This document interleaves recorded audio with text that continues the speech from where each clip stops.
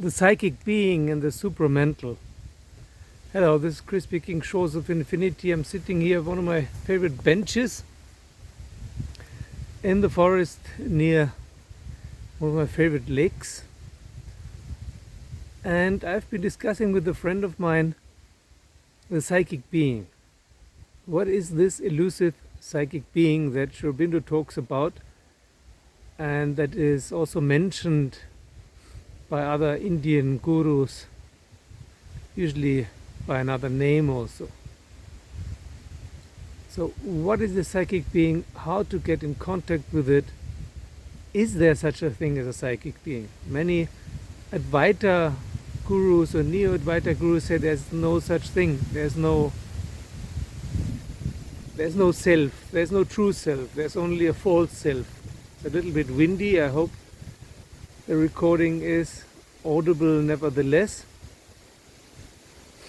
So, in Aurobindo terms, there's the physical, the subtle, and the mental. The mental is not the mind, but is what Ken Wilber calls the causal world. And above that is the overmind, the supermind, and Satchidananda, and then the all and everything. So it's very important to understand that much of what we call spiritual is taking place in the subtle and the mental or causal world and body. But where we really want to go, what is really meant by the Vedas and Upanishads with enlightenment or full enlightenment, is what Aurobindo calls the supermind or the supramental. Or some also call it Satchidananda. It's not exactly the same, but it's similar. So and then there's talk of the psychic being. What is the psychic being? The psychic being is not a true self. It's not a self. It's a being, but it is not identified with you as a person. You can get into contact with it once you are disidentified with you as a person, with your body and your mind and your emotions and so on. It's a universal being, then you can take part of. You can get into contact with it, but it's not personal. It's not limited to a person. It is meta-personal or super-personal. That's why some people call it the supermind. It's not the same, the psychic being and the supermind, but they belong together. The psychic being is part of the supermind or supramental. It's not really practical to call it mind, but it's a translation problem from Sanskrit into German or English or French. Hello.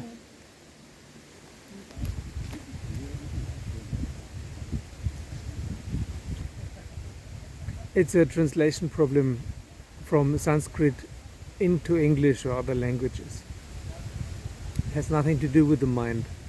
It's beyond the mind. Supermind means beyond the mind and beyond the mental or causal world. It's much closer to the origin, whatever this thing is, or the divine, whatever you want to call it. The other thing is, it's very difficult to get there through location 3, through religious and mystical means. It's difficult or next to impossible to get there. It's another path. So in Hawking scale terms, it's 600 plus. My God. So in Hawking scale terms, it's you need to be at least at 600 plus, better 700 plus, to get in contact with the supramental and the psychic being. In spiral dynamics terms, you need to be at least in what some people call aubergine or some people call clear light, which is the 6th color of the 2nd tier. And in terms of Jeffrey Martin's locations, at least location 5. Better location 7 upwards. Often it's around location 10, 11, 12, 13. So very few people get there, and those few people talk about it, and everyone else usually doesn't understand what they're talking about because it's an experience, it's not a theory.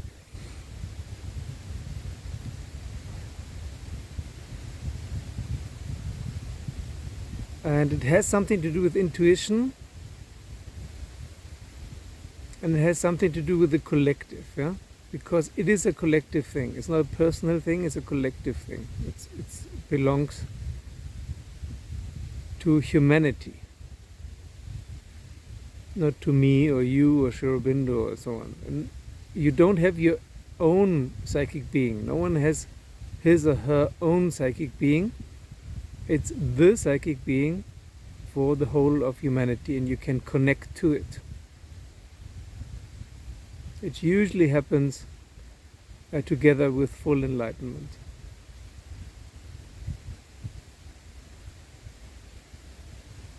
So that to clarify, because so many people who read Aurobindo or Meher Baba or the Vedas or the Upanishads, when it comes to the psychic being or the supramental, whatever it is called, people don't know exactly what is meant by it.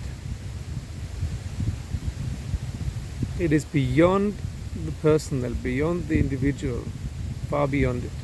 And it's also beyond Maya. That's the interesting part. Huh? It's not part of Maya anymore. Almost everything is part of Maya. Also here the wind and the trees and so on. But supramental and the psychic being, no, not part of Maya. It's beyond Maya. That's what makes it so interesting. Okay, the wind is getting stronger. I'll stop here now. See you soon. Bye.